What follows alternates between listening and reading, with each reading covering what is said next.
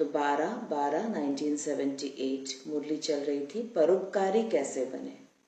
तो बाबा ने अलग अलग विधियों से परोपकारी बनना हमको सिखाया कि कैसे हम दूसरों के अवगुण को ना देखकर, वर्णन ना करके, उसकी विशेषताएं, गुण को देखेंगे तो अर्थात आत्मा पे परोपकार किया हमने, है ना। उसके आत्मिक स्वरूप को देखेंगे तो परोपकार किया, उसके दैहिक स्वरूप को देखेंगे तो परोपकार नहीं किया, यानी कि उसको दुख दिया।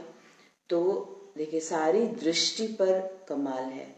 हम जैसा करेंगे और हमारे कर्म वैसे बनते जाएंगे। करना अर्थात यहाँ पर एक दृष्टिकोण रखना, तो वो भी बाबा कहते वो भी एक प्रकार पाप बनेगा, अर्थात हम किसी को दुख दे रहे हैं। भिकारियों को माला माल करना, यह भी परोपकारी बनना है। तो भिकारी अर्थात क्या, शक्तिहीन आत्माएं। हमको पता है कि वो शक्तिशाली नहीं है, अपने किसी संस्कार के वश है, तो उसको फिर शक्ति स्वरूप बनकर उसको वो माला माल अर्थात उसके सुख शांति के बारे में, अर्थात उसके गुणों के बारे में, जैसा वो बनना चाहता है या जो हम देखना चाहते हैं, हम उसके बारे में उसको देखें, वैसे उसको देखें, तब जाकर वो बनेगा कि हाँ वो भिखारी से क्या बनेगा, माला माल बनेगा। परोपकारी अर्थात भिखारी को माला माल बनाने वाले, गाली देने वाले को भी गले लगाने वाले, यानी कि दुश्मन को भी क्या करना, उसी दृष्टि से देखना। और ये केवल पॉसिबल है, संभव है जब हम आत्मिक स्वरूप में देखेंगे। तो ड्रामा पे पूरा निश्चय होगा तो तब हम उसको गले लगा सकते हैं। गले लगाना मतलब स्वीकार करना, और साथ साथ में दुश्मन को अगर ठिकाने लगाना है तो ठिकाने लगाने का अर्थ यहाँ पर ज्ञान देना हो गया, उसको ज्ञान दे दे, कैसे भी करके बाबा का परिचय और स्वयं का परिचय दे दे। इससे बड़ा और पुण्य हम उस आत्मा के लिए नहीं कर सकते कि उसको डायरेक्ट हम भगवान का परिचय दे सकते हैं। फिर भिखारी को बादशाह बना दे।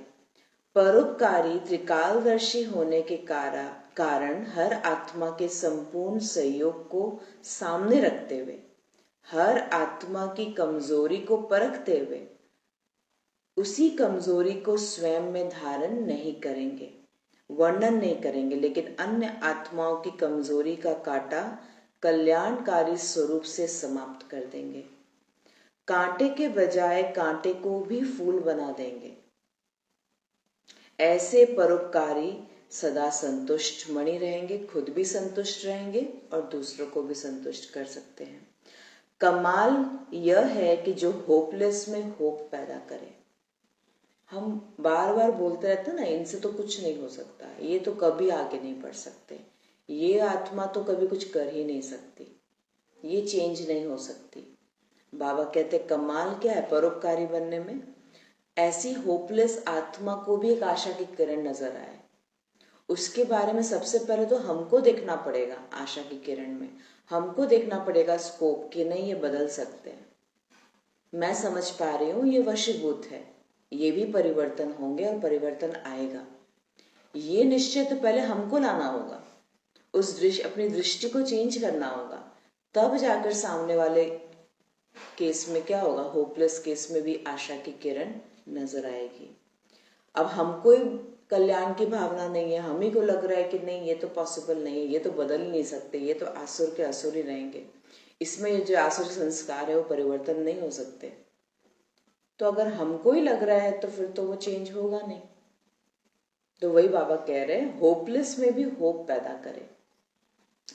9th पॉइंट, जिसके प्रति सब निराशा दिखाए, ऐसे व्यक्ति या ऐसी स्थिति में सदा के लिए उनकी आशा के दीपक जगा दे। सेम है ना, क्या होगा, सब कोई बोल रहा है नहीं ये तो पॉसिबल नहीं है, ये तो आप नहीं कर सकते, वहां पर आशा के दीपक हम बन जाए, वहां पर एक हमको लगे नहीं मैं कर सकती हूँ, ये पॉसिबल है। तो बाबा कह रहे जिसके प्रति सब कोई निराशा दिखाए, ऐसे व्यक्ति या ऐसी स्थिति में सदा के लिए उनकी आशा के दीपक जगा दे। जब आपके जड़ चित्र अभी तक अनेक आत्माओं की अल्पकाल की मनोकामनाएं पूर्ण कर रहे हैं, तो क्या चैतन्य रूप में अगर कोई आपके सहयोगी भाई या बहन परिवार की आत्माएं बेसमझी या बाल हट से अल्पकाल की वस्तु को सदाकाल की प्राप्ति समझकर अल्पकाल का मान शान नाम व अल्पकाल की प्राप्ति की इच्छा रखती है, तो दूसरे को मान देकर के स्वयं निर्माण बनना यही परोपकार है। कितनी अच्छी बात बाबा ने बताई। परोपकार कैसे बने? बाबा ने क्या बोला अभी बाबा ने बताया कि जब हमारी जड़ मूर्ति क्या कर रही है, सबकी मनोकामनाएं पूर्ण कर रही है, तो क्या हम चैतन्य में जो मूर्तियां हैं, कोई आत्मा अल्पकाल का मान सम्मान चाहती है, इच्छा रखती है, अल्पकाल का थोड़ा सा उसको खुशी चाहिए, टोली खिलाकर या फिर उनको थोड़ा सा मीठे बोल बात करके, अगर वो अल्पकाल की इच्छा से संपन्न हो सकती है तो क्यों नहीं? तो फिर बाबा कहते हैं, फिर हम ऐसे बेसमझी बाल हट से अल्पकाल की वस्तु को सदाकाल की प्राप्ति समझ के बैठे हैं। ऐसी आत्मा को मान दे करके स्वयं निर्माण बनना यह भी परोपकार है। उसको कुछ समय के लिए मान दे दीजिए जो उसको चाहिए, हो गया। जैसे होता है ना, कोई इगोइस्टिक इंसान है, वो मानने को ही तैयार नहीं है कि वो गलत है। अब क्या हम बहस करते रहे? बताइए। अगर वो मानने को ही तैयार नहीं है, आप सब तरह से बताने की कोशिश करें, वो आपके एंगल को बिल्कुल नहीं समझ रहे, आपकी बातों को बिल्कुल नहीं समझ रहे, तो क्या करते रहे? आर्ग्यूमेंट करते रहे या जस्टिफिकेशन देते रहे?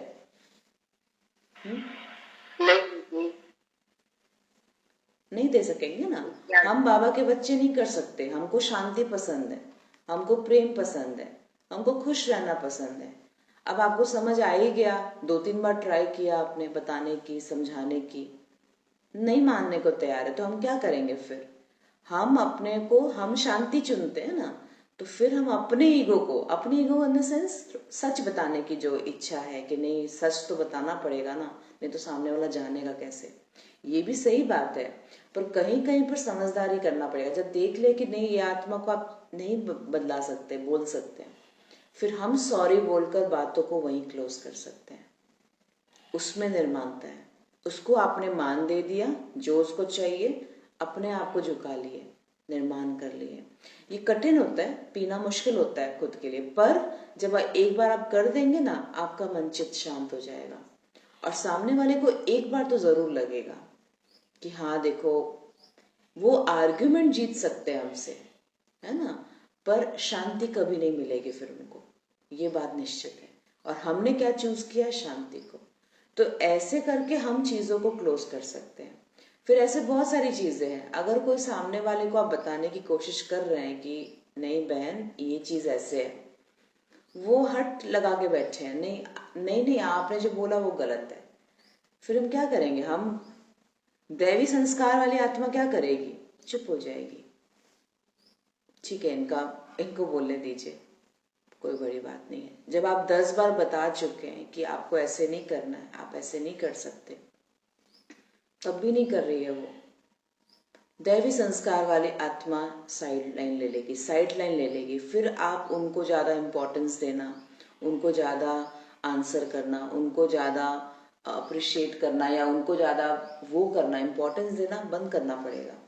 तब जाकर समझ में आएगा कि हाँ, वो जिस दिशा में जा रहे थे वो गलत है, और समझाने के बाद भी नहीं समझ रहे तो साइड लाइन ले लीजिए, न्यारे हो जाइए कुछ समय के लिए। तभी उस आत्मा की निर्माणता हमारे लिए द मोस्ट इम्पॉर्टेंट साइड बन जाएगा देवकुल की आत्मा के लिए। दूसरे को मान दे करके स्वयं निर्माण बनना यही परोपकार है। ये मैंने उपकार कर दिया, उसको मान देकर, उसको सॉरी बोलकर, उसको माफ करके, यही परोपकार है। यह देना ही सदा के लिए लेना हो जाता है। जैसे अनजान बच्चा नुकसान वाली चीज को भी खिलौना समझता है। देखिए बाबा कैसे समझा रहे हैं, नुकसान वाली चीज को बच्चा क्या समझ लेता है? खिलौना समझ लेता है। तो उनको कुछ दे करके छुड़ाना होता है ना, हट से सदा काल का नुकसान हो जाता है। अगर वो जिद करेगा तो नुकसान कर लेगा, हाथ में चक्कू ही लेके ले लिया। अब उनको तो पता नहीं है कि चाकू से तो कट जाएगा, हाथ कट जाएगा, बड़ों को पता है। अब हम छुड़ाने की कोशिश कर रहे हैं, छोड़ ही नहीं रहा है वो। तो जिद्दी अगर करेगा, हट करेगा तो क्या होगा, नुकसान किसका होगा, उसका ही नुकसान होगा। तो कोई भी चीज की जिद करना या कोई भी चीज को पकड़ के बैठ जाना कि नहीं मैं ही सही हूं, ये उसको ही नुकसान करेगा। तो समझदार व्यक्ति क्या करेगा फिर, हाँ, तो छोड़ देगा ना। वो बोलेगा छोड़ना ही भलाई है, चुप रहना, सॉरी बोल देना भलाई है। अरे 10 बार आप वो बोले, एक बार हम सॉरी बोल देंगे ना, कुछ नहीं बिगड़ेगा, पर वो चीज क्लोज हो जाएगी हमारे एंड से। तो ऐसे बेसमझ आत्माएं भी उसी समय अल्पकाल की प्राप्ति को अर्थात सदा के नुकसानकारी बातों को अपने कल्याण का साधन समझ लेती है ना। बेसमझ आत्मा है ना, वो क्या थोड़ा सा अटेंशन लेने के लिए थोड़ा झूठ भी बोल देंगे, थोड़ा सा अटेंशन लेने के लिए बातों को बढ़ा के बोल देंगे। वो ये बात नहीं समझ रहे कि अटेंशन के चक्कर में, अटेंशन, नाम मान शान और क्या होता है, नाम मान शान सूक्ष्म, जो बाबा ने कल भी बताया। क्या बताया स्लोगन में, क्या था कल का, बताइए स्लोगन कल का क्या था, किसको याद है? रॉयल ग्रुप की आत्माएं नाम मान शान के पीछे। हाँ, ऐसे तो बहुत बड़ी बड़ी इच्छाएं हैं, पर रॉयल इच्छा जो दिखाई नहीं देती पर अंदर होता है, वो है नाम मान शान की इच्छा। अब नाम मान शान की इच्छा ऐसा तो है नहीं ना कि मेरे को भी माला पहनाए। नाम मान शान मतलब क्या, मैं क्या बोलते हूँ मैं, जैसे मैं नोटिस में रहूं। ब्राह्मणों का सबसे बड़ा ये है, मुझे लोग जाने, लोग मुझे नोटिस करें कि मैं एग्जिस्ट करती हूँ। समझ में आ रहा है, मैं इंग्लिश बोल रही हूँ, उसका हिंदी और क्या होगा, कि लोग मुझे अटेंशन दे, मेरे ऊपर ध्यान जाए लोगों का। हाँ, इसका एक्चुअली मतलब ये है, लोगों का मेरे ऊपर ध्यान जाए संगठन में। तो हम क्या होता है फिर बढ़ा चढ़ा के बोलेंगे, बीच बीच में बोलेंगे, प्लस साथ साथ में हम झूठ भी बोल सकते हैं। तो ये क्या है, बाबा कहते हैं सूक्ष्म नाम मान शान की इच्छा है। अब वो क्या कर देती है, वो नुकसान करा देती है, आपका ट्रस्ट खत्म करवा देती है। संगठन में अगर थोड़ा सा भी हम उल्टा पुल्टा बोल दिए तो क्या हो जाएगा, सारे संगठन की शुभ भावना जो मिलती वो मिलना बंद हो जाएगी। तो बाबा कह रहे हैं ये सूक्ष्म साधन, सूक्ष्म नाम मान शान, अल्पकाल की प्राप्ति अर्थात सदा के नुकसानकारी बातों को अपने कल्याण का साधन समझ लेते हैं। उसको लगता है मेरा कल्याण हो रहा है। ऐसी आत्माओं को जबरदस्ती इन बातों से हटाने से कश्मकश में आकर उनके पुरुषार्थ की जिंदगी खत्म हो जाती है। इसलिए कुछ दे करके सदा के लिए छुड़ाना, ऐसे युक्ति युक्त चलन से स्वतः ही अल्पकाल की भिखारी आत्मा बेसमझ से समझदार बन जाएगी। उसको उन चीज से छुड़ाना पड़ेगा, तो उनकी बुद्धि को चेंज करना पड़ेगा। और उसके लिए अगर कोई साथी सहयोगी आत्मा है तो उसको चेंज करे। पर अगर आपको समझ में आ गया बहुत हट है, बहुत अटेंशन की, बहुत इनसिक्योर है, थोड़ा सा भी अटेंशन नहीं मिलेगा तो परेशान हो जाएगा, तो फिर ऐसी आत्मा को आप निश्चित ही बिल्कुल छोड़ सकते हैं। तो बाबा कह रहे इसलिए कुछ दे करके सदा के लिए छुड़ाना, ऐसी युक्ति युक्त करो। स्वयं महसूस करेंगे कि यह अल्पकाल के साधन है, बाद में महसूस करेंगे। ऐसी बेसमझ आत्माओं के ऊपर भी परोपकारी। अब बताइए, ऐसी आत्मा के ऊपर भी परोपकारी मतलब ऐसी आत्मा को भी माफ कर दीजिए अंदर से। आत्मा है, संस्कार के वश कर रही है। अगर कोई अगर अटेंशन भी लेना चाह रहा है, अगर नाम मान शान की इच्छा रख भी रखा है अल्पकाल का, आपने लाखों तरीके से समझाने की कोशिश कर दी, निर्माणता को अपनाओ, ये करो, पर अगर नहीं कर रहा है तो बाबा कह रहे फिर क्या है, माफ करना। उसको जैसे वो कर रहा है उसके हिसाब से करने दे, उसको खुद फिर धीरे धीरे न्यारा बने, अर्थात उसके प्रति नेगेटिव सोचना बंद करे। यही परोपकार हम कर सकते हैं। ऐसे परोपकारी स्वतः ही स्वयं उपकारी हो जाते हैं। देना ही स्वयं प्रति मिलना हो जाता है। महादानी ही सर्व अधिकारी स्वतः हो जाते। समझा परोपकारी की परिभाषा क्या है? ऐसे परोपकारी ही सर्व आत्माओं द्वारा दिल की आशीर्वाद के अधिकारी बनते हैं। जाहिर सी बात है, जब ऐसे हम लोगों को माफ करेंगे, उसको चित्त पे रखेंगे नहीं उनकी धोखेदारी को, उनके गलत सब व्यवहार को, तो क्या होगा? परोपकारी तो किया मैंने, तो ऐसे क्या बनेंगे? आशीर्वाद के अधिकारी बनेंगे। ऐसे परोपकारी आत्माओं के ऊपर सदा सर्व आत्माओं द्वारा प्रशंसा के पुष्पों की वर्षा होती है। समझा?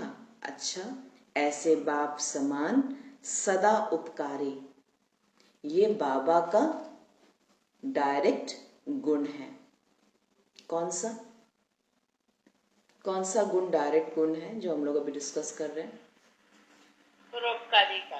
परोपकारी। हाँ, ये जो गुण है ये डायरेक्ट भगवान का गुण है, किसी देधारी का नहीं, देवताओं में भी नहीं।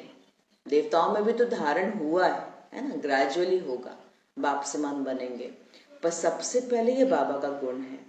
तो ऐसे बाप समान सदा उपकारी, स्वयं और सर्व प्रति शुभ भावना, स्वयं प्रति भी शुभ भावना, सर्व प्रति भी शुभ भावना, श्रेष्ठ कामना रखने वाले, अखूट खजानों के मालिक, अखंड दानी, दिल शिकस्त को शक्तिशाली बनाने वाले, भिकारी को सदा काल का बादशाह बनाने वाले, ऐसे श्रेष्ठ आत्माओं को बाप दादा का याद प्यार और नमस्ते। हम बच्चों की तरफ से बाप दादा को याद प्यार, गुड मॉर्निंग और नमस्ते। शुक्रिया बाबा, शुक्रिया। ओम शांति। तो ये थी आज की, ये जो मुरली जो हम लोगों ने छोड़ी थी वो कंप्लीट किया हमने। अच्छा, किसी को कोई प्रश्न है? किसी को कुछ है, बोलना है तो बोल सकते हैं, फिर आगे हम मुरली शुरू करेंगे।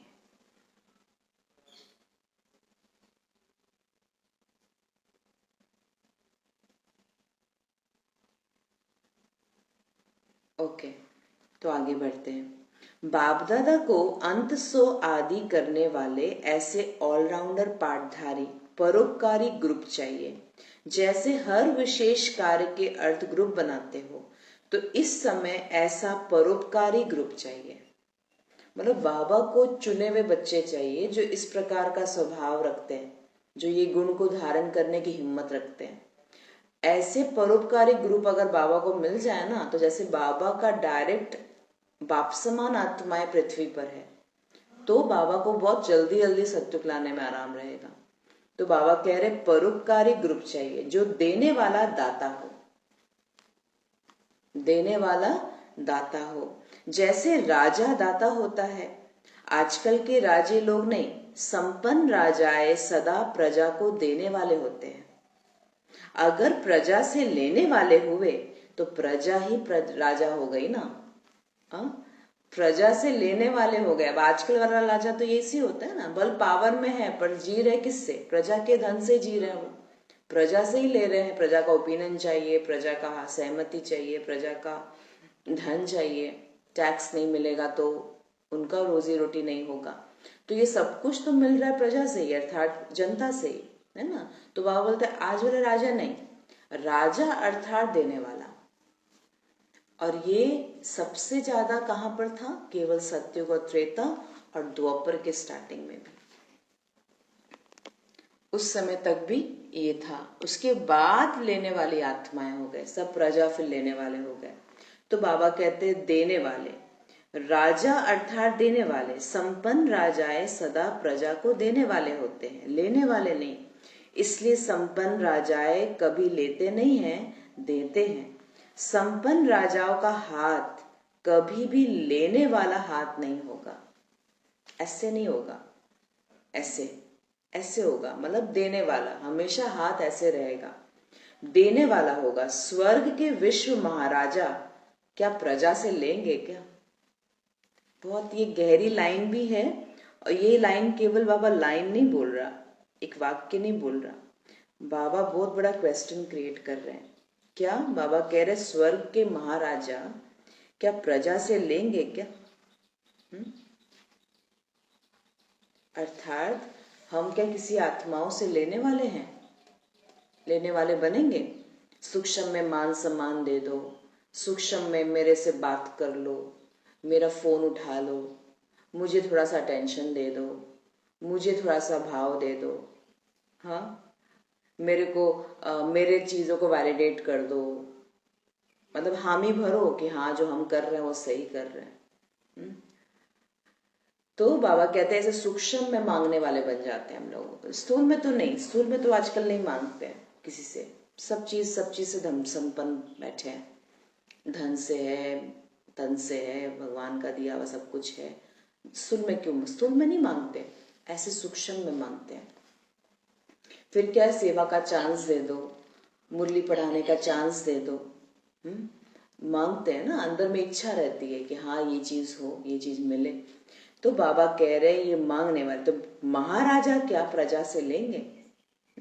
तो जो देवकुल की महाराजा अर्थात राजा वाली आत्मा होगी वो देने वाली होगी, और जो देवकुल की जो प्रजा आत्मा है, प्रजा लेने वाली आत्मा होगी, पर उसमें भी सतो प्रधानता होगी, इसीलिए प्रजा क्वालिटी में गए हैं। प्रजा भी संपन्न तो विश्व महाराजा क्या होगा? अगर प्रजा भी संपन्न है, प्रजा भी नहीं मांग रही है, तभी ना महाराजा संपन्न होंगे।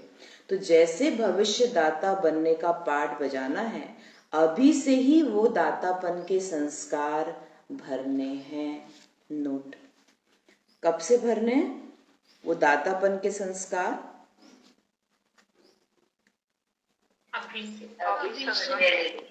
हाँ, माफ करना, लेट गो कर देना, चीजों को क्लोज कर देना, रिटर्न में कोई इच्छा नहीं रखना, कोई मेरा स्वार्थ नहीं है, सेवा करने का स्वार्थ मेरा नहीं है कि मेरा फोटो आए, मेरा ये आए, देने की भावना।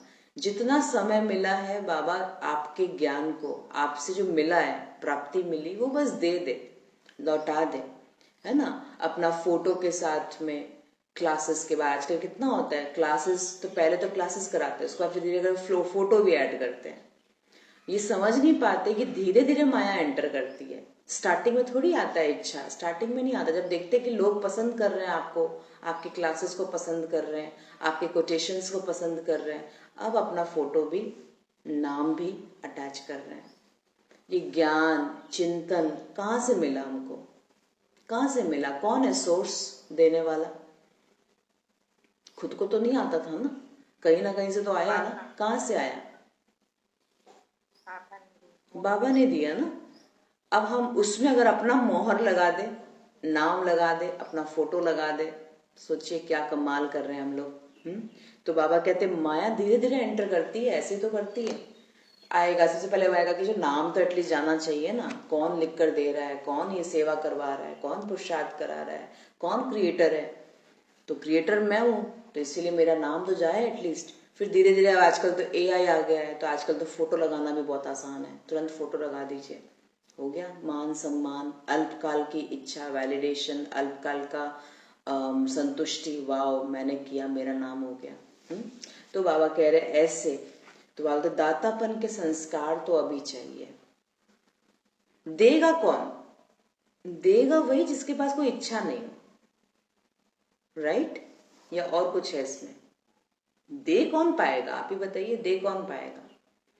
जिसके पास स्वयं के लिए कोई इच्छा नहीं बची है, मुझको कुछ नहीं चाहिए, भरपूर है, भरपूर है, उसको अपने लिए कुछ नहीं चाहिए, भरा हुआ है वो, तो छलकेगा। भरा हुआ जो मटका होता है वो छलकता है, खाली रहेगा छलकेगा नहीं।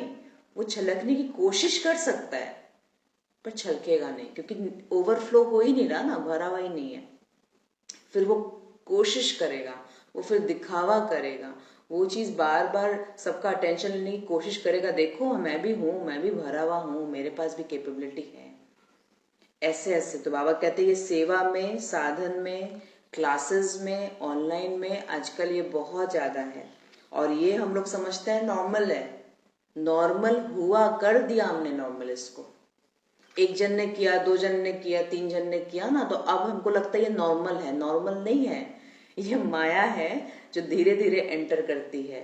पर अब जैसे पहले क्या था, द्वापर में स्टार्टिंग में गुस्सा करना, एकदम स्ट्रिक्ट। नहीं नहीं नहीं, गुस्सा करना तो वो स्टार्टिंग में तो वो था ना, विकार था, धीरे धीरे फिर धीरे करके अब नॉर्मल हो गया ना। नहीं नहीं, गुस्सा करेंगे तभी काम होएगा। तो ऐसी सेवा में आप मान सम्मान बोलो, माला पहले कोई माला पहनाता था ना, तो बोलते थे नहीं नहीं माला नहीं पहनेंगे, हम बाबा पहनते हैं, बाबा हकदार है, हम थोड़ी हकदार है, आप मेरे को माला नहीं पहना सकते। ये नॉर्मल नहीं था। अब देखा, 1 जन किया, 2 जन किया, 3 जन किया, अब नॉर्मल हो गया। अब हम जहां भी जाएंगे आपको माला ऑफर करना है मुझे। अब कोई दिन अगर मुरली में बाबा ने बोल दिया, तब तो दिमाग आंख कान खुल जाता है कि बाबा बोलता है। बाबा ने एक बार मुरली चलाई थी, याद है ना, पूछ, मेरे को लगता है 1 महीने पहले होगा, इसी 1 महीने के अंदर था, कि जब स्वयं शिव बाबा माला के अधिकारी, बाबा को माला पहनने की इच्छा नहीं है तो बच्चों को भी वो इच्छा नहीं रखनी है। उस दिन बोला तो उस दिन तो ध्यान रहा नहीं नहीं माला नहीं पहनना है। उसके बाद फिर भूल गए, फिर लगा नहीं ये तो नॉर्मल है, इतना तो होना ही चाहिए। ये फिर लगे माया ऐसी है, माया क्या करेगी, चीजों को नॉर्मल करना शुरू कर देगी। लगेगा नहीं ये तो होना ही चाहिए, ये तो बेसिक है। कि बेसिक किया किसने, हम देख देख कर, दूसरे से कंपेयर कर कर, ब्राह्मणों में आपस में कंपैरिजन कर लेते हैं, और फिर क्या करते हैं, वो दृष्टि फिर चेंज हो जाती है हमारी। तो ये अब क्या, हम ब्राह्मण हो गए ना, तो अब हमने, और लौकिक वाली चीजें नहीं होती, पर इस तरीके से हम कंपैरिजन करते हैं। वो सेंटर पे तो ऐसे होता है, वो सेंटर पे तो ऐसे मिला था, हम लोग को तो नहीं मिला, हम लोग को तो ऐसे नहीं किया गया। हाँ, वो दीदी बोलती है वहां तो ऐसा सम्मान समारोह रखा गया था, यहाँ तो इतना छोटा सा, और बढ़ के वो तो धीरे धीरे माया यही तो करेगी ना, वापस से चीजों को नॉर्मल करेगी कि नहीं ये सब तो होना ही चाहिए। अब बस फंस गए माया में। तो बाबा कहते इस अल्पकाल की इच्छा वाले से, अच्छा, कैसी किसी से भी कोई सैल्वेशन लेकर के फिर सैल्वेशन देवे, ऐसा संकल्प में भी ना हो। इसको कहा जाता है beggar to prince. Beggar to prince. अब बेगर किससे बनना है, बेगर टू प्रिंस हम लोग सोचते हैं ना, तो हमको लगता है देखो कलयुग में कैसे थे हम लोग, अब बाबा हमको सत्युग का प्रिंस बनाएगा। बिल्कुल बात सही है। विकारों से गुणों के बेगर थे, अभी गुण नहीं है हमारे अंदर, विकारी है गुणों के, बाद में दैवी गुणों से प्रिंसेस बनेंगे। तो ये प्रिंस बेगर टू प्रिंस। पर अभी जो बाबा कह रहे हैं, देखिए ध्यान से सुनिएगा, बेगर टू प्रिंस अर्थात क्या, स्वयं लेने की इच्छा वाले नहीं, इस अल्पकाल की इच्छा से बेगर। अल्पकाल की इच्छा से बेगर मतलब क्या हुआ, इसका लाइन क्या मतलब क्या हुआ, इसके बेगर बनना है हमको, बेगर टू प्रिंस, लेने की इच्छा से। हाँ, उससे खाली, उससे खाली, बेगर मतलब खाली, है ना। तो अल्पकाल की इच्छा कुछ ना हो, इसमें बेगर बनना है हमको। और फिर अल्पकाल के साधनों को स्वीकार करने में बेगर, दूसरा। पहले तो ये सब जो सूक्ष्म इच्छाएं है ना, उससे बेगर। दूसरा, साधन को स्वीकार करने में बेगर। हमको रहता ना, अरे नहीं इतना तो होना ही चाहिए, एसी तो होना ही चाहिए, इतना बेसिक है आज के डेट में। तो ये बेसिक बनाया किसने हाँ, हमने बेसिक नॉर्मल बना दिया ना उसको कि नहीं इतना तो होना ही चाहिए। तो बाबा कह रहे फिर कहाँ वैरागी बने हम लोग, कहाँ तपस्वी बने, अगर हमको लगता है इतना तो होना ही चाहिए। तो बाबा कह रहे हैं अल्पकाल के साधनों को स्वीकार करने में भी बेगर, मेरी इच्छा नहीं है, ऐसा बेगर ही संपन्न मूर्त होंगे। हमको इच्छाओं के बेगर बनना है और साधनों को खुद के प्रति लगाना, इसमें बेगर बनना है। एक तरफ बेगर और दूसरे तरफ संपन्न। एक बाबा का महावाक्य है, और ये बहुत बड़ा स्पिरिचुअल लॉ है, वो है त्याग में ही भाग्य समाया हुआ है। क्या लाइन है, त्याग अगर नहीं करेंगे तो भाग्य नहीं मिलेगा।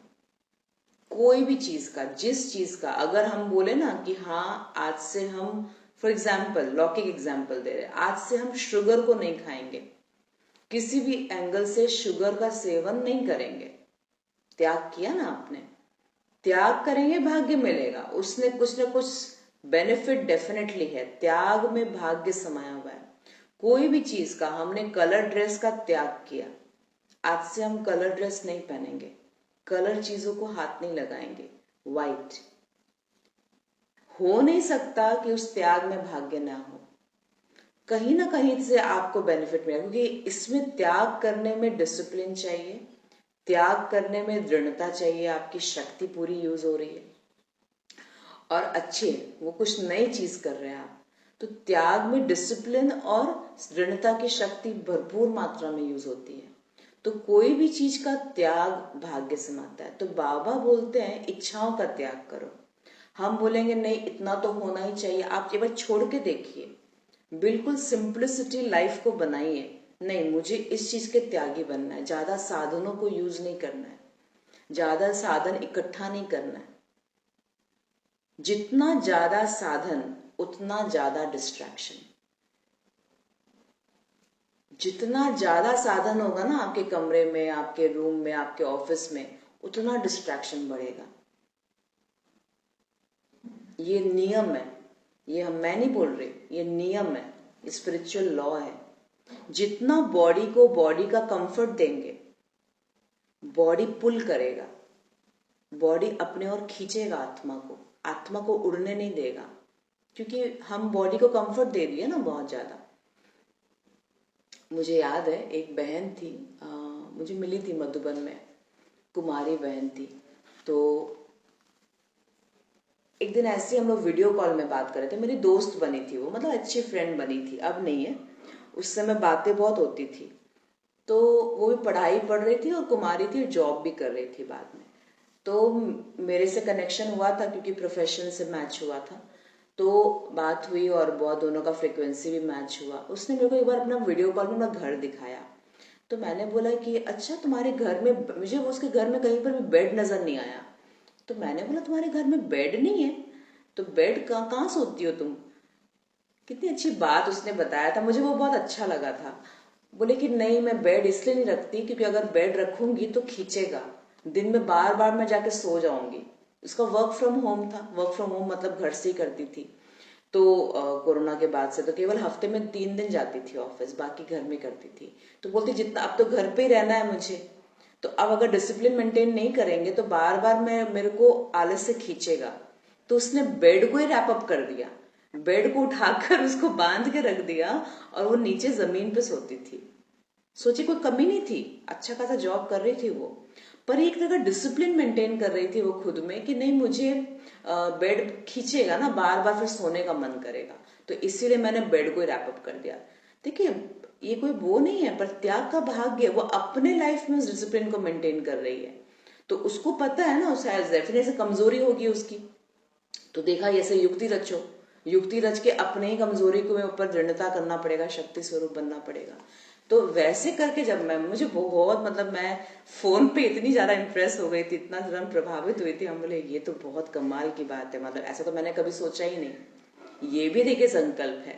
तो हर एक का जब आप पुरुषार्थ देखेंगे, त्याग देखेंगे ना हर एक आत्मा का, तब हमको समझ आता है कि कितना अपने चीजों को लेकर कुछ अपने, अब अगर ऐसे दृढ़ता नहीं आ रही तो वैसे दृढ़ता आ रही है ना। तो कितनी सुंदर बात थी, मतलब मुझे बहुत अच्छा लगा था कि देखो कैसे बाबा अपने बच्चों से सेवा करवा लेता है, त्याग करवा लेता है, उनका भाग्य बन जाता है फिर। तो ये चीज सीखने लायक है ना। किसी के घर में एसी नहीं होता, अरे आज के डेट में इतने आप कमाने वाले ये एसी क्यों नहीं है? नहीं है, हमने उस साधन से दूर रखा है अपने आप को। हम कहीं ऑफिस जाते हैं वहां पर उनको एसी मिल जाता है, ठीक है, पर हम अपने घर में नहीं करेंगे, एटलीस्ट वहां तो हम सिंपल रहे, देखिए प्रकृति के साथ रहकर कैसा लगता है। तो ये साधन को जितना लाएंगे, हमको लगता है हम कंफर्ट ला रहे हैं, इतना तो होना ही चाहिए, पर वो पुल करता है शरीर को, और शरीर आत्मा को पुल करेगा, फिर आत्मा को उड़ने नहीं देगा। फिर हम बैठेंगे भी याद में ना, तो हमको लगेगा थोड़ा सा ये कर ले, थोड़ा सा वो कर ले, इसको सेट कर दे, उसको ठीक कर दे, उसको ठीक कर दे। बॉडी को कंफर्ट देने में ही हम सारा दिन समय निकाल देते हैं कि मेरे बॉडी ठीक रहे, उसके चक्कर में कितना कुछ हो जाता है, फिर हम बैठ ही नहीं पाते याद में। तो बाबा कहते हैं अल्पकाल के साधनों को स्वीकार करने में बेगर बनो, ऐसा बेगर ही संपन्न मूर्त होंगे। एक तरफ बेगर और दूसरे तरफ संपन्न। अभी अभी बेगर टू प्रिंस का पाठ प्रैक्टिकल में बजाने वाली आत्माओं को कहा जाता है सदा त्यागी और सदा श्रेष्ठ भाग्यशाली। दोनों साथ साथ देखिए, त्याग, सदा त्यागी क्या बनेगा? सदा श्रेष्ठ भाग्यशाली बनेगा। हम साधन को भी नहीं छोड़ना चाहते और हम चाहते कि मेरा भाग्य भी बने, तो दोनों का मेल नहीं है। त्याग से सदा काल का भाग्य स्वतः ही बन जाता है, स्वतः ही बन जाता है। जब बाबा, देखिए ब्रह्मा बाबा जब वो बना, मैं यहाँ पर हाईएस्ट एग्जाम्पल इसलिए दूंगी, जैसे कभी एक दिन ब्रह्मा बाबा का पहले बताते हैं। ब्रह्मा बाबा क्या थे? छोटा सा रूम में, जो अभी आप बाबा रूम देखते हैं ना, कहाँ पर, पांडव भवन में बाबा रूम, बाबा का कमरा, तो बाबा का कमरा अभी जो दिख रहा है वो इतना बड़ा नहीं था। मैं बताऊं कितना था? जितना आप जो बहनों की तरफ जो घुसते हैं, सामने वाले गेट से अंदर घुसते हैं ना, उस गेट से इतना समझ लीजिए गैप और था इस साइड में, बस उतना ही बड़ा रूम था। ये इस साइड का जो है ना, भाइयों का पीछे जो बनाएगा, दूसरा गेट बनाएगा, वो बाद में एक्सटेंड किया गया तोड़कर। पहले उतना ही था, जिसमें वो गद्दी आ जाती थी, जहां पर वो साइड में गद्दी है और इधर में बेड है, इतना ही आता था, बस उतना ही बड़ा रूम था। और उस गेट से इतना समझ लीजिए वॉल लगा हुआ था कि दीवार थी, तो इतना ही बड़ा रूम था। जब जब एक्सटेंड हो रहा था, पांडव भवन बढ़ रहा था, इधर बना उधर बना, तो सबने बोला कि बाबा आपको दूसरे रूम में शिफ्ट कर देते हैं, आप वहां रहिएगा। वो स्टार्टिंग वाला रूम था बाबा का। तो बाबा ने बोला नहीं, तुम सब, ये सब बच्चों के लिए बन रहा है, मेरे लिए नहीं, मेरा तो यही ठीक है, हम इधर ही रहेंगे। तो मतलब बाबा हिले ही नहीं जगह से। बाबा उधर थी और मम्मा पता है किधर थी? मम्मा आपने देखा होगा, जैसे हम लोग पांडव भवन घुसते हैं तो सामने में एक रूम दिखाई देता है, जहां पर बाहर में एक भाई लोग, बहनें, दादियां, दीदी बैठे रहते हैं कुर्सी लगाकर। वो अंदर में एक रूम है, उधर जाकर एक छोटा सा रूम था मम्मा का।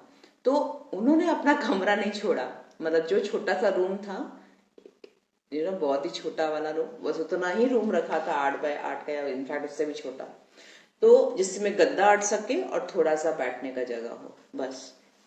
और उसी में बाबा तपस्या करते थे, क्योंकि बाबा को पता था कि त्याग में भाग्य समाया हुआ है। अब जितना इस लाइन को हम लोग समझेंगे उतना भाग्य जमा कर सकते हैं।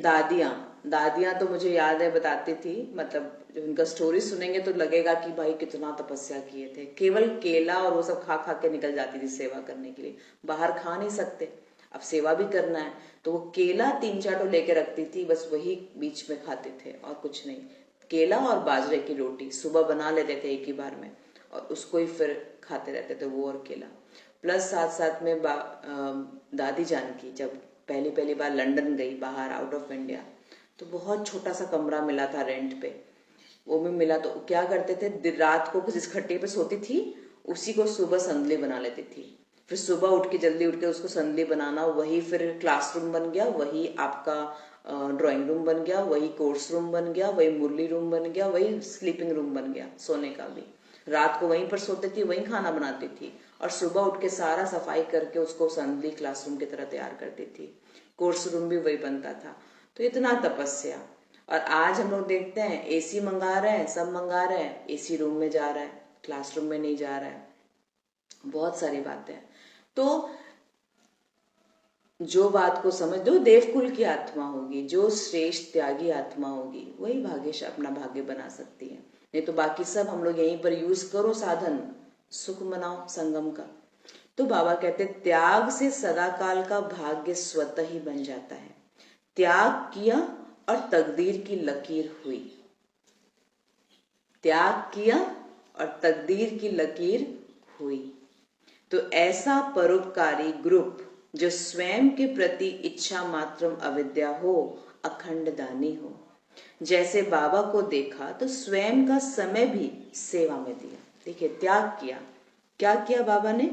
ब्रह्मा बाबा जब किसी का दुख का खबर सुनते थे, या किसी के लिए किसी का सुनते थे कि ऐसे ऐसे बीमार है, या वो रात को जाग कर उसको सताश देते थे, रात भर अपने पुरुषार्थ के टाइम किसको दे दिया? उसको दे दिया, उस आत्मा के प्रति।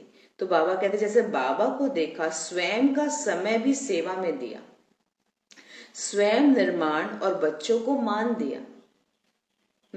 स्वयं निर्माण बने और बच्चों को मान दिया। खुद का सब कुछ बाबा कर रहे हैं, पर बाबा क्या करते हैं? नहीं, सब कुछ बच्चों का है, सारा कुछ बच्चों का है, पुरुषार्थ भी बच्चों का है, मेहनत बच्चों का, फल बच्चों का है, मेरा नहीं। तो बाबा कितने निर्माण थे। पहले बच्चे, नाम बच्चे का, काम अपना। काम सारा बाबा करते हैं, पर नाम किसका होता है? बच्चों का। सारा बना बनाया किसका है? बच्चों का, बाबा का, पर नाम हो रहा है बच्चों का। काम के नाम की प्राप्ति का त्याग, नोट करिए। अभी तो हम थोड़ा सा काम करेंगे, सबको पता होना चाहिए ये किसने किया। मैंने किया। और बाबा कह रहे काम करने के बाद उसका त्याग, उसका नाम जरा सा भी लेने की इच्छा नहीं, यानी कि गुप्त, अपने को गुप्त रख लेना। बाबा कहते इसको कहते त्याग। नाम में भी परोपकारी बनो। नाम मैंने किया ना, पर नाम दे दिया उनका, उन्होंने किया। बहुत बड़ा दिल चाहिए इसके लिए, बहुत बड़ी ऊंची स्थिति चाहिए, तब जाकर हम बोल सकते हैं हाँ ये मैंने नहीं किया, बच्चों ने किया, इन्होंने किया। तो नाम में भी परोपकारी बने, अपना त्याग कर दूसरे का नाम किया, स्वयं को सदा सेवाधारी रखा, यह है परोपकारी। बच्चों को मालिक रखा और स्वयं को सेवाधारी रखा। ये तो बाबा का कमाल है ना। बाबा कभी नहीं कहते कि मैं करता हूं, मैं करने वाला हूं। बाबा हमेशा बोलते मैं तुम सबका सेवाधारी हूं। कल जैसे बाबा ने कहा मैं हाजिर हुजूर हूं, तुम जब मेरे को याद करो मैं हाजिर हुजूर हो जाऊंगा। जो भी बोलो मैं हाजिर हो जाऊंगा। तो बाबा कहते ऐसे सेवाधारी अपने को समझते हैं। तो क्या हमको क्या बाबा को सेवाधारी समझना चाहिए? बाबा तो अपने मुंह से बोल रहा है कि मैं सेवाधारी हूं, तुम्हारा ओबीडिएंट सर्वेंट हूं। तो हमको बाबा को समझना है ऐसा। हाँ, हमको समझना है ऐसा। हाँ बाबा सेवाधारी है मेरा, हम जब बोलेंगे बाबा आ जाएगा। हाँ? नहीं समझना।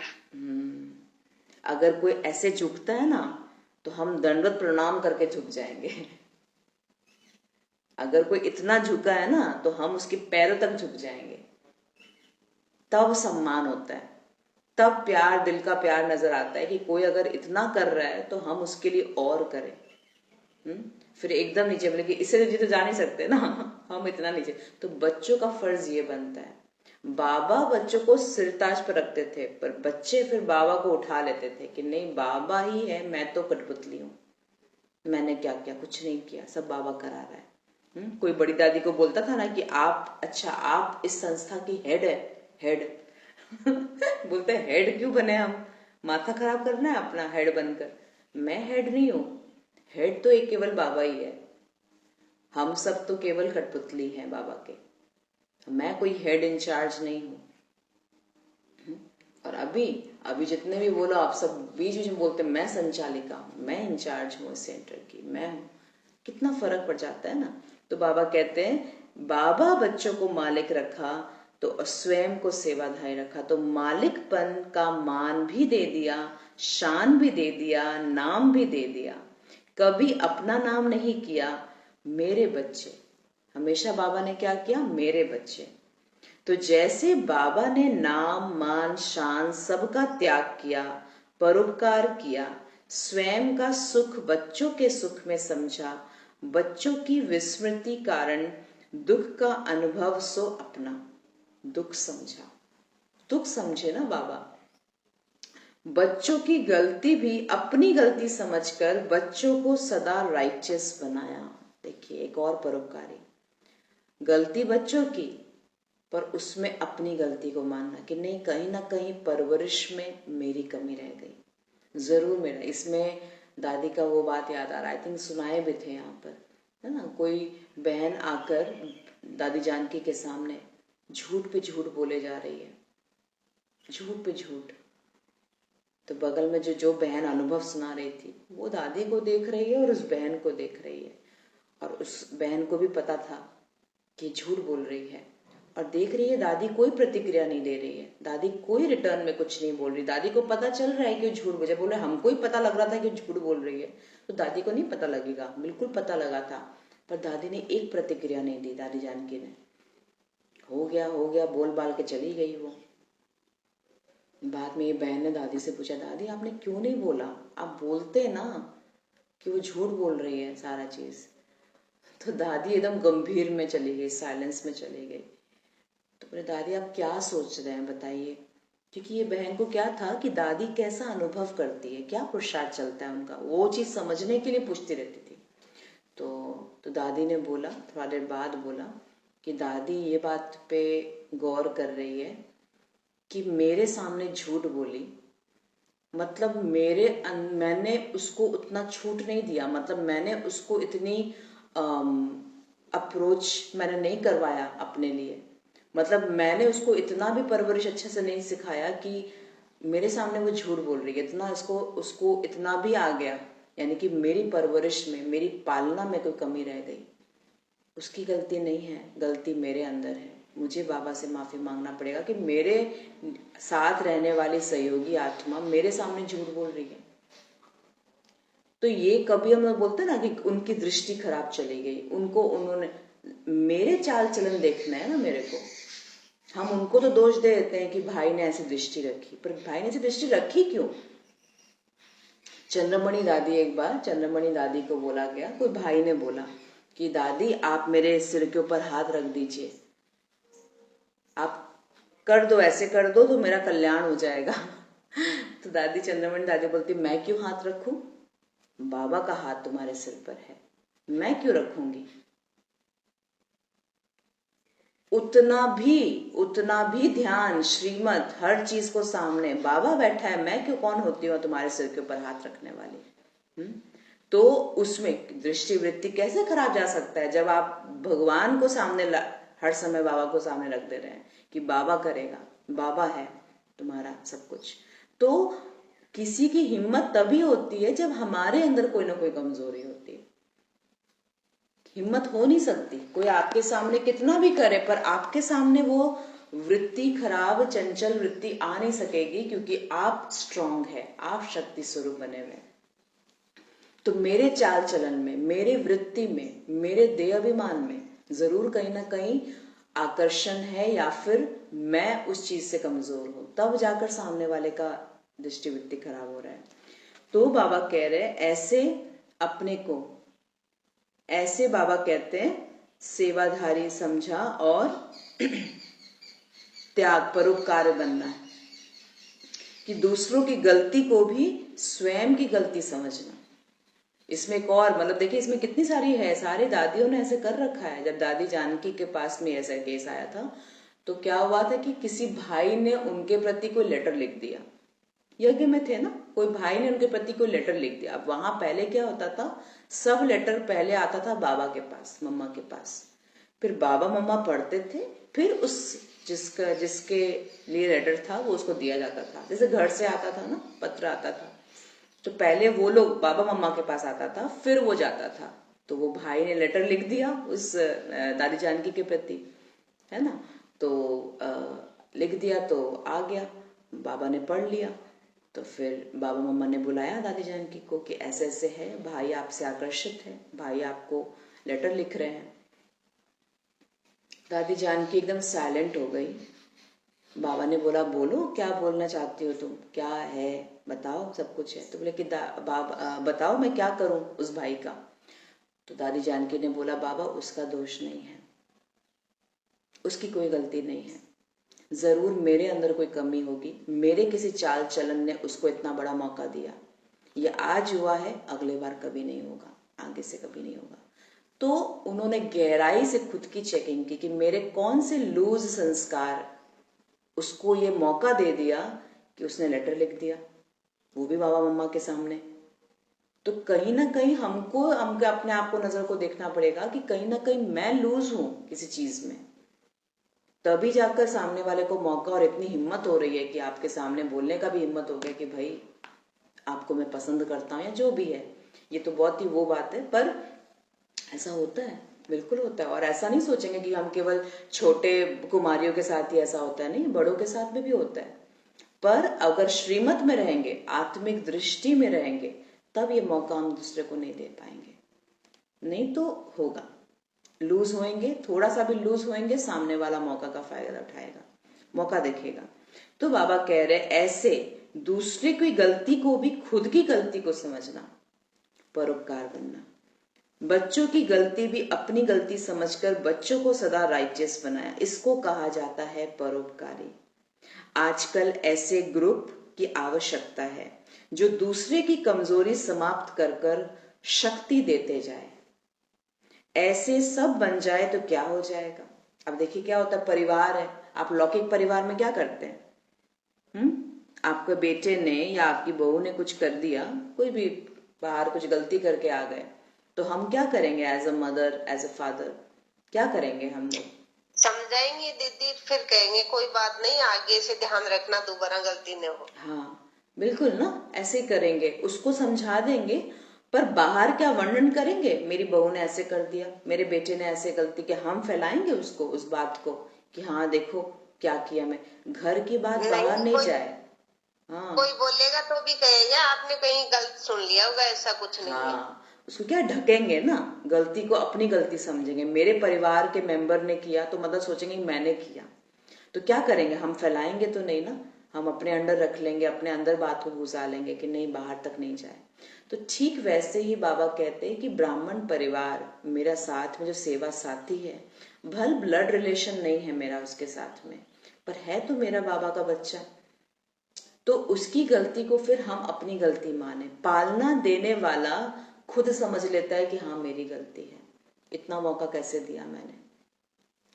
तो बाबा कह रहे हैं कि इस तरीके से स्वयं की, बच्चों की गलती को दूसरे की कमजोरी समाप्त कर शक्ति देते जाए। ऐसे सब बन जाए तो क्या हो जाएगा, आप लोगों का समय बच जाएगा, फिर केस और किस्से खत्म हो जाएंगे और सदैव रूहानी स्नेह मिलन होगा। देखिए बाबा क्या कह रहे हैं, अगर हम हर एक आत्मा को खुद का अपना समझेंगे ना, तो फिर हम ये केस, शिकायत, आपस में तू मैं यहां तक जाएगा ही नहीं, केस पहले ही समझ जाएगा।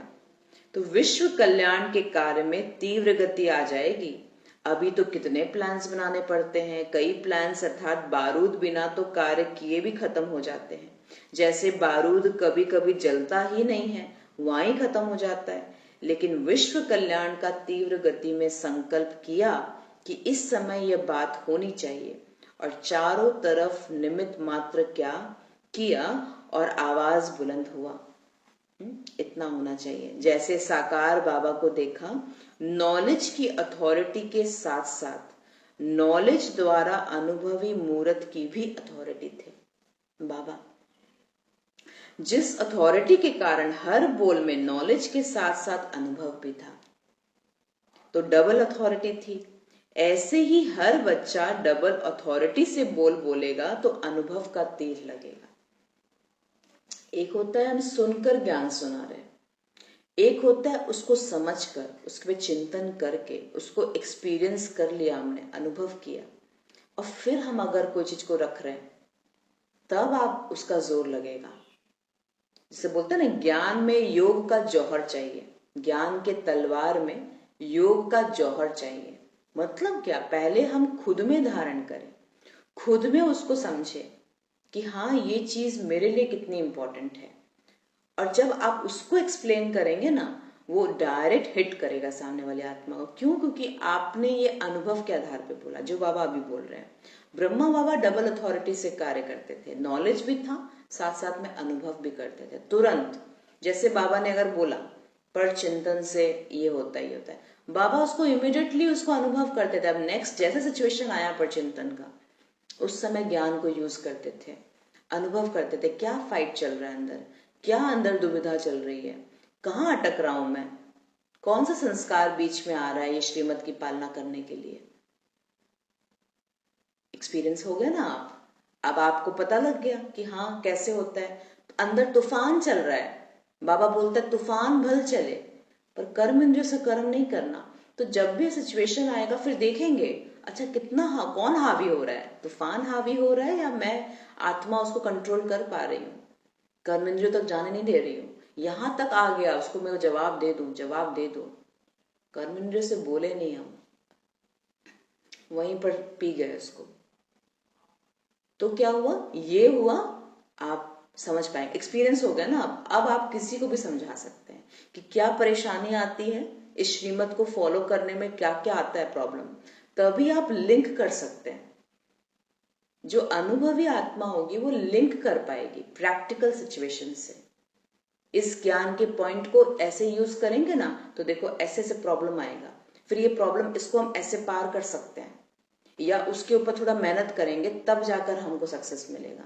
ये लिंक तभी कर पाएंगे जब उसको हम कर रहे हैं, नहीं तो आगे पीछे नहीं बोल पाएंगे। बस मैंने बोल दिया त्याग में भाग्य समाया हुआ है, बस ये बाबा को महावाक्य तो समझ लिया, पर जब तक आपने त्याग नहीं किया है और उसके बाद का जो बेनिफिट मिला, भाग्य मिला, कैसे बना वो, उसको अगर अनुभव नहीं किया, ये लाइन पे जोर दे ही नहीं पाएंगे हम, बता नहीं पाएंगे सामने वाले को कि त्याग करो, देखो भाग्य कैसे समाया हुआ है। तो हर चीज के पीछे पहले उसको अनुभव करना होता है, और उसके बाद फिर जब हम देंगे तो बाबा कहते हैं डबल अथॉरिटी के साथ देंगे। तो ऐसे ही हर बच्चा डबल अथॉरिटी से बोलेगा तो अनुभव का तीर लगेगा, नॉलेज की अथॉरिटी का तीर सेकंड में प्रभाव डालेगा।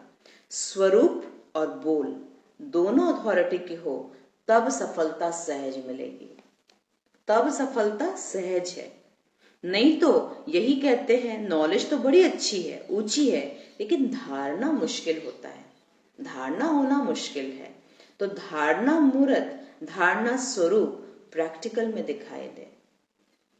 उस दिन बाबा बोल रहे थे ना, 2 दिन पहले थी मुरली, साकार मुरली, बाबा ने क्या बोला कि तुम देह अभिमान में आओ, और अभी अभी फिर जब कर्म में आए तो देह अभिमान में तो आना ही पड़ेगा, कर्म कर रहे हैं तो कर्म तो करना ही पड़ेगा, तो शरीर का में तो आना ही पड़ेगा, शरीर का भान लेना पड़ेगा, उसके बाद आप अपने को आत्माभिमानी करो। तो जो इसका अभ्यास नहीं किया होगा वो इस बात को पकड़ लेगा। बाबा स्वयं भी तो बोलते हैं जब कर्म करो तब देह अभिमान में आ जाओ, और कर्म से जब अलग से फिर योग में बैठते हैं तब आप देहाभिमानी का बनने का प्रैक्टिस करो। क्या बाबा का ये तात्पर्य था बोलने का? बाबा का ये मतलब था कि बाबा ही छूट दे दिया मेरे को, तो बाबा ही बोला देहाभिमान में आ जाओ और फिर देहाभिमानी बनो। ये उस दिन बात हुई थी, उस दिन समझाया गया था कि ये बाबा का तात्पर्य ये नहीं था, इंटेंशन ये नहीं था।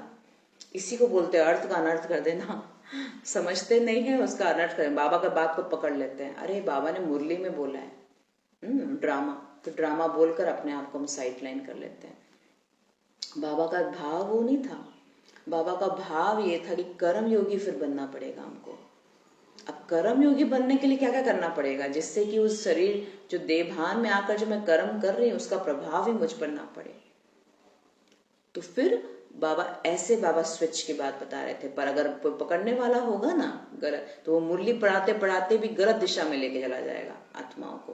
बोलेगा नहीं नहीं कर्म करो ना तब देह अभिमान में आ जाओ, फिर आप सब कुछ को यूज करो, काम क्रोध लोभ मोह अहंकार, और उसके बाद फिर डिटैच हो जाओ, मैं आत्मा हूं। तो बाबा कहते हैं ये चीज जब तक अनुभव ही नहीं होंगे, उनको वो बार बार बोलेंगे हाँ बहुत मुश्किल है, देखो भगवान को भी बोलना पड़ रहा है, कर्म करने आओ तो भैया कर्म तो करने के लिए शरीर चाहिए, बिना शरीर के तो होगा नहीं। तो बाबा कहते ऐसे ऐसे फिर आवाज मुंह से निकलेगा कि धारणा तो बड़ी मुश्किल है। तो धारणा मूर्त, धारणा स्वरूप प्रैक्टिकल में दिखाई दे, प्रत्यक्ष प्रमाण को ग्रहण करना सहज हो जाता है। तो ऐसा ग्रुप चाहिए जो डबल अथॉरिटी हो, जिसको कहते मस्त फकीर, कोई भी इच्छा ना हो। कौन है, क्या बाबा बताए, क्या बोले बाबा? मस्त फकीर हूं मैं, हाँ मस्त फकीर, रमता योगी, ऐसा बोलता है ना, रम गए बस, एक भगवान का ही सुन रहे हैं, भगवान को ही गीत गा रहे हैं, बस अब तो मेरे को बाबा मिल गया, हो गया मस्त फकीर, मेरे को कुछ नहीं चाहिए, कोई इच्छा नहीं। ऐसे बहुत कम होते हैं। तो बाबा कहते कोई भी इच्छा ना हो। अच्छा, ओम शांति, ओम शांति।